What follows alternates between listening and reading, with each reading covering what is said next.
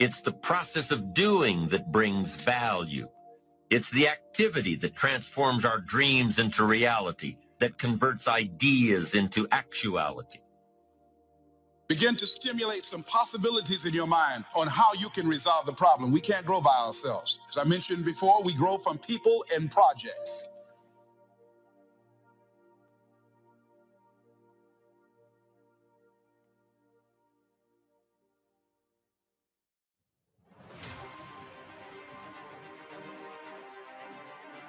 Have you ever just had one of those days when your parachute doesn't open? The race has started, but your gate won't unlock. You can't keep it in the fairway. You just can't keep up. You can't keep your head above water. It's just one of those days. Quit school, quit jobs, quit life, quit friends. Oh, what an urge it is to quit. Don't take today off. Not today. Wait until tomorrow. Don't give in to the immediate gratification that is whispering in your ear. Shut that down. Do not listen to that little voice. Go through the motions. Get out of bed. Pick up your damn suffering and bear it and try to be a good person so you don't make it worse. That's what life is like. It's suffering. Life is short. It's too short to live depressed. It's too short to live anxious. And it's too short to struggle every day with thinking about taking your life. I want to challenge you tonight to get up. That you're not quitting tonight. That one day it is appointed unto all men to die. But that is God's responsibility. And I want to say to you, get up. Your future is brighter than your past. I want to say to you in the balcony, get up. Your ladder is greater than your former. I want to say to every person in this room, get up, because the best is still yet to come.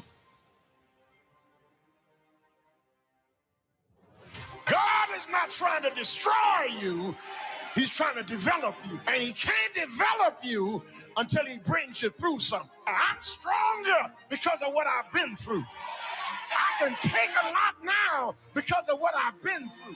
My enemies can't get the best of me now because you don't know what I've been through. We let people control us. We let substances control us. We let attitudes control us. We are in bondage to stuff that we have no business being bound by. You cannot surround yourself with blindness and expect to see. You cannot run with packs of angry women and expect to be happy and fulfilled.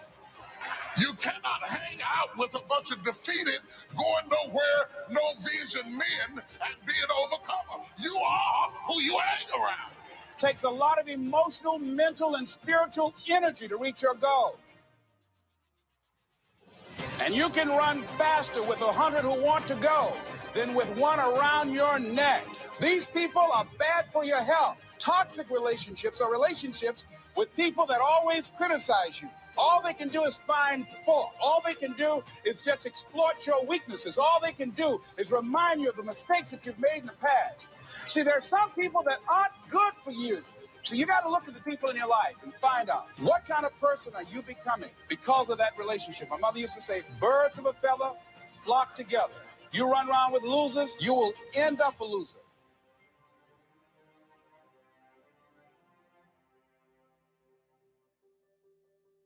Most of y'all are able to say you don't like your friends. You don't trust them. They tell all of your deep, dark secrets. So why are they still there? Because you go to sleep at night doesn't mean that you're resting. See, I realized if your life and the people that you have in your life creates nightmares for your life, what makes you think that because you're going to sleep, that your mind is going to stop. The nightmares that you're having while you're awake, you're witnessing nightmares, drama, dysfunction, negative people, negative things being said about you, you consuming your life. It's like, oh, there's negative dysfunction and drama. And you're going to walk into the direction of dysfunction and drama and nightmares. You lay in the bed wrestling with ghosts of what ifs and maybes and suppose and I think and I heard and I felt, and you wake up tired in the morning because you might have slept but you didn't rest because all in your sleep you've been fighting. Most people are living their lives from a heart place and not a head place. They are so engrossed with what the heart feels that they have not covered what the head thinks. Most people are governed by their emotions. How much do you love yourself? You don't trust them. So why are they still there? So if you get rid of these things, people, and situations now, you get rid of the nightmares now, they're not going to have anything new to spread about you. You're in the new season of your life. I want you to win. I want you to get to the next level. You will never win a battle if you're having a heart experience in a head fight. You're telling the enemy how you feel has nothing to do with what you know. And if you're going to deal with a knower, never approach a knower with feelings. You got to approach a knower with facts. Real decisions that move your life along are not coming out of your emotions, they're coming out of your head. Here's my advice to you today. Walk away from the 97%. Don't talk like they talk. Don't act like they act. Don't go where they go. Don't specialize in what they specialize in. Throw away the blame lists they cling to. Start you a new life. You don't need a 2,000-year-old guru. You don't need multi-track affirmations. I'm telling you, don't. Affirmation without discipline is the beginning of delusion. Don't let somebody sweep you into some contrary way to nature itself says, unless you labor. The miracle of the seed and the soil and the seasons and God and all the other stuff that's available, sunshine and rain, that's not available to you by affirmation. It is only available to you by labor. So labor well, learn well, discipline yourself well, and you can have all the treasures you want. You have not because you ask not. It's a very simple scripture, but listen to me. If you up your ask, he will up his give. If you change what you ask God for, he immediately changes what he gives to you. It's a scripture that's available for everybody. It's not just for rich people. Negative is not to be ignored, it's to be mastered. It makes us better than we are to wrestle with it. It makes us better than we are to be alerted to ignorance that moves into your life, or procrastination that moves in and robs you of your fortune, or poor health that's going to be the legacy of those who neglect their health disciplines. You got to do battle with the enemies on the outside and on the inside. So learn how to handle the negative. Because every time you break, and in every way that you break, it's a chance. It's definitely a chance for you to give up and for you to just to fall apart. But there's also opportunity. There's opportunity to get stronger and get more resilient and get better. Opportunity shies away from need, but opportunity is attracted by talent and ability. See, what you want to do with opportunity is not turn it off. You don't want to offend opportunity. You don't want opportunity to turn cool on you. So the only thing you present to opportunity is talent and ability and skill. You don't present need to opportunity. It's like asking the soil for an advance. The soil says, look, you got to go somewhere else. Don't bring me your need. Bring me your seed. And bring the seed to the soil. You don't borrow from the soil. You borrow somewhere else, get the seed, bring the seed to the soil. Because the soil does not want to know your need. The soil wants to know your talent, your ability to put seed in the ground. I am not settling for mediocrity. I know there is greatness in me. I'm going to become who God says I am.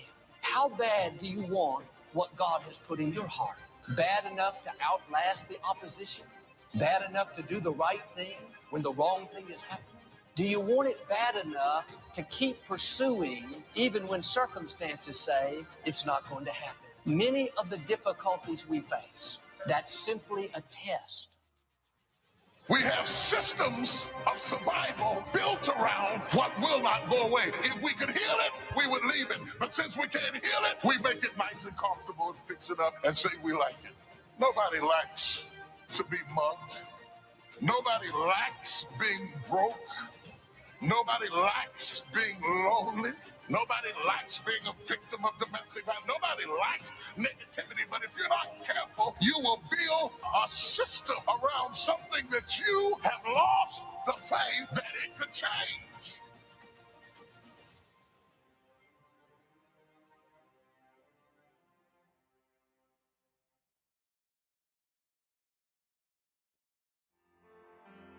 I want to encourage somebody out there who's thinking about quitting and giving up, somebody who has been praying for years for things to turn around. You're thinking about quitting, you're thinking about giving up, you are caving in. This is for you. I'm in a fight for my life. I'm in a fight to be a man. I'm in a fight to be a father. I'm in a fight to be a mama. Something in me wants to quit it and walk away. I'm in a fight. Give me somebody to hit me. Don't give up. Don't give up. Stay in it. Stay focused. You need to change your mind because some of you are thinking about giving up because you're in a season of failure. But just because you failed doesn't mean that God doesn't have a bright future in store for you. It is always too soon to quit. You thought you'd be in a different place at this season in your life. You're doing everything right, but you're still suffering. He wants you to give up and think nothing can grow there. The devil is a lie. The darkness is not real. This is not the time to throw in the towel. This is not the time to give up. It's the time to trust God more, to dig in deeper. The joy is not in the success. The joy is in trying.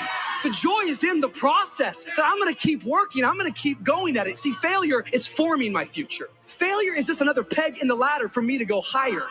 I don't want to just know how to make it work. I want to know why it doesn't work. And the only way I can find that out is I got to fall on my face. But guess what? The righteous man falls 7 times, but he gets back up.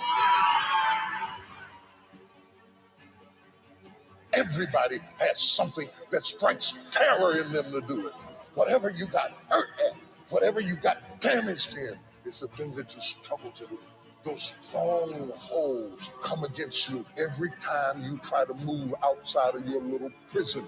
And people think you are angry, but the anger is the fruit. The root is the fear. Most angry people are scared. Pull it by the root. Strongholds, casting down imaginations, envisioning self-destruction, the enemy terrorizing you with what he might do. When I'm discouraged, I need somebody to come alongside me to encourage me that weeping may endure for a night, but joy comes in the morning. That kind of talk wakes up my faith. It stirs my faith to know that no matter how dark my situation, God can work it out. I'm telling you, it's possible to be weak. It's possible to feel overwhelmed, outnumbered, out-resourced. It's possible to feel discouraged. It's possible to be going through something that you've never gone through. And if you were to be honest, would say, I am weak this day, yet I'm still anointed king. You have to make a decision that I will learn from this thing. I've resolved in my spirit that every experience is my education. So the good experiences and the bad experiences, I'm going to learn from that, and I'm going to discover the opportunity for me to grow and for me to get better. I'm telling you, I've already made up my mind that I know I will fall down. I know that I will stumble, but I already see myself getting back up. Therefore, I'm never down. I'm either up or getting back up. I'm going to learn. Sooner or later, you're going to end up with just you and God and your dream and your pain, and you're going to be the one that's going to have to decide if you're going to go through or if you're going to give up. You got to go through some things in order for you to get faith. You've got to have some life experiences under your belt so you can talk about how strong your faith is. Because if your faith has never been tested, you can't brag on how strong it is. Anxiety, it makes us feel out of control, and we're trying to put things in order. And so often the very thing that we're afraid of, it's not even as bad as fear itself. Fear is always false evidence appearing real. And when you abide in fear, you're going to always be running for your life. That's why we're the people of God, and we focus on our faith, because our faith always leads us to life, and life more abundantly.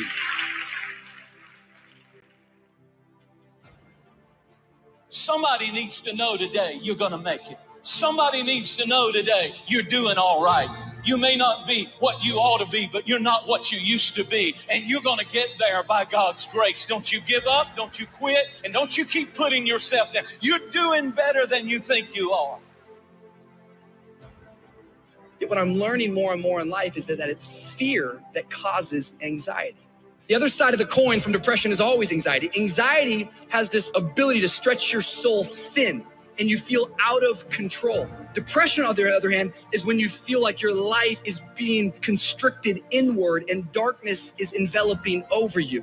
Typically, if you have any level of anxiety, depression will follow. If you have depression, anxiety is right around the corner. Having anxiety and depression is like being scared and tired at the same time. It's the fear of failure, but no urge to be productive. It's wanting friends, but hate socializing. It's wanting to be alone, but not wanting to be lonely. It's feeling everything at once, then feeling paralyzing numb.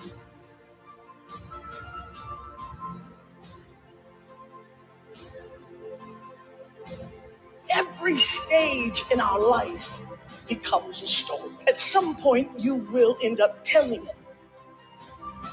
We have to remember that the decisions that we make today will be a part of our life story tomorrow. So as you're making the decision, you got to ask yourself, what story do I want to tell a little bit later down the road? And if what you're doing does not line up with what you think you want to tell a little bit later, then you might want to rethink what you are doing.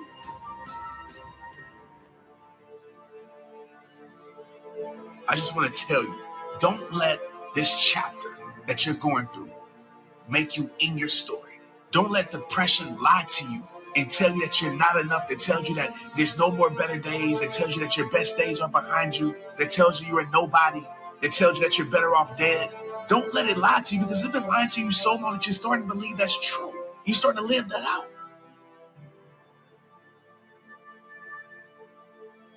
Because there are some things in your life that you are not ready to turn loose. There are some sins you're not ready to get rid of. There are some issues and some hang-ups that is stunning your spiritual growth. You can't be all God wants you to be with some stuff you're still hiding.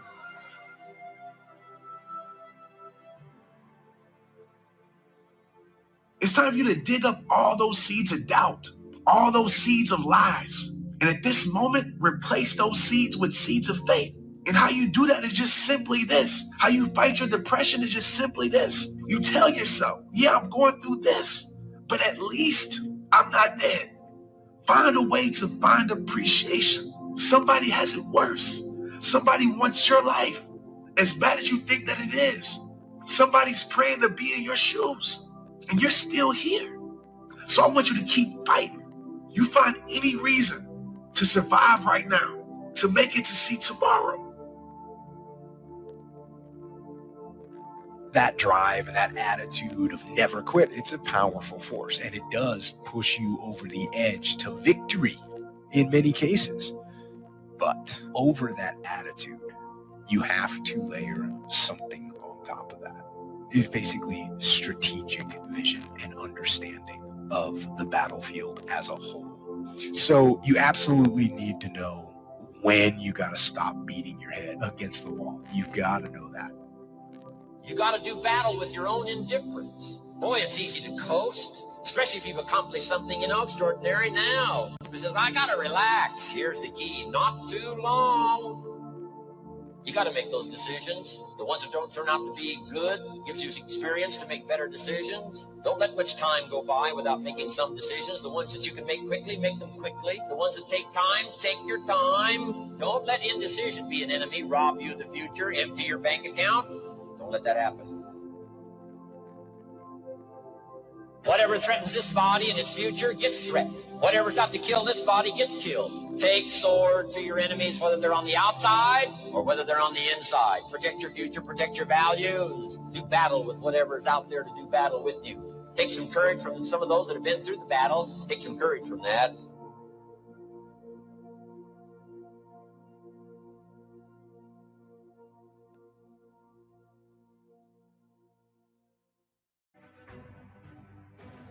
Be strong and very courageous.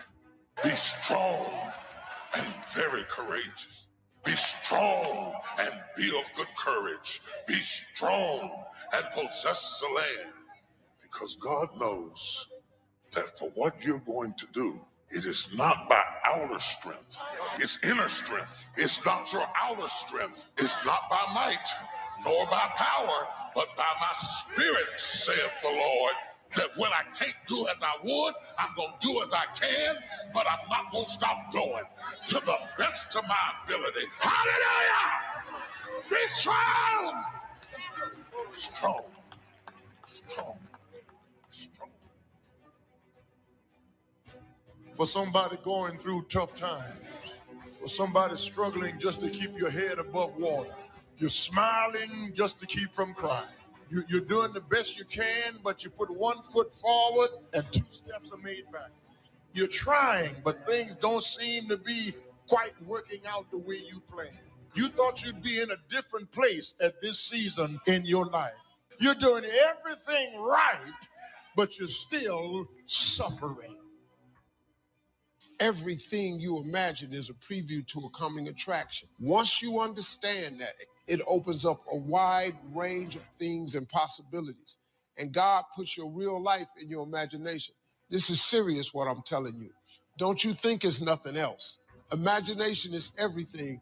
It's the preview to life's coming attraction. That simply means everything that's in your imagination is a preview of a coming attraction that God has for you. That's why he puts it in your imagination. That's why when you tell your imagination to the wrong people, it don't go nowhere. You ever had something you thought was a brilliant idea and you took it in there to your family and your loved ones and they shot it down because they couldn't see it, because God didn't put it in their imagination. If you want to kill a big dream, tell it to a small man and told everybody I was quitting my job to go be a comedian. Everybody in that house shot that down. My ex-wife shot it down. Her mother-in-law shot it down. My mama shot it down. It's 1985. Who you think you are? If I had listened to them, I wouldn't even be here today. I've gotten rid of all my problems because I have a choice. Nobody wants to hang out with negative, dark, and dysfunctional people. I've gotten rid of all things, people, and situations that I don't fuck with, including certain people in my family. I don't need no negative energy, homie. I want to wake up every day and smile and enjoy my life. I've been through enough shit, man.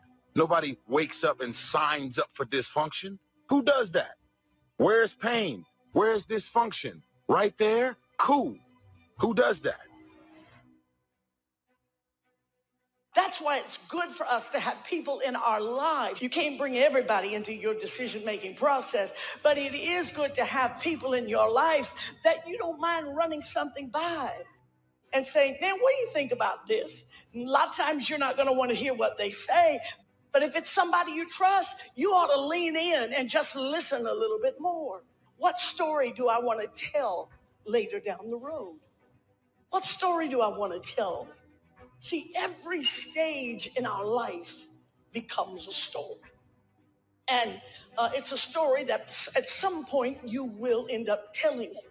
We got stories about our marriages. We got stories about how we started our family and how we've got from where we were to where we are today. Those are all life events. And eventually those life events become a part of your life's story. And so we have to remember that the decisions that we make today will be a part of our life story tomorrow. So as you're making the decision, you got to ask yourself, what story do I want to tell a little bit later down the road? And if what you're doing does not line up with what you think you want to tell a little bit later, then you might want to rethink what you are doing. Worry will make you weak. Living stressed out will make you old, give you wrinkles, take your passion. Being bitter, angry, resentful will shorten your life. Proverbs says a relaxed attitude lengthens life. You can be 80 years old and young at heart. Your spirit never ages. Good intentions are worthless. Worthless, folks. When are you going to fall out of love with good intentions? Good intentions are worthless unless they lead to good actions. Nobody ever had their life changed by somebody hoping, thinking. Good intentions are not enough. The younger generation quits, so not everybody. Most of this generation quits the second they get talked to. You did this wrong, or they get yelled at. It's so easy to be great nowadays because most people are weak. It's more important for us not only to embody that peace and feel it, but then to demonstrate it. And when we begin to demonstrate it, I think we give people permission to do the same. That means that we can't be preaching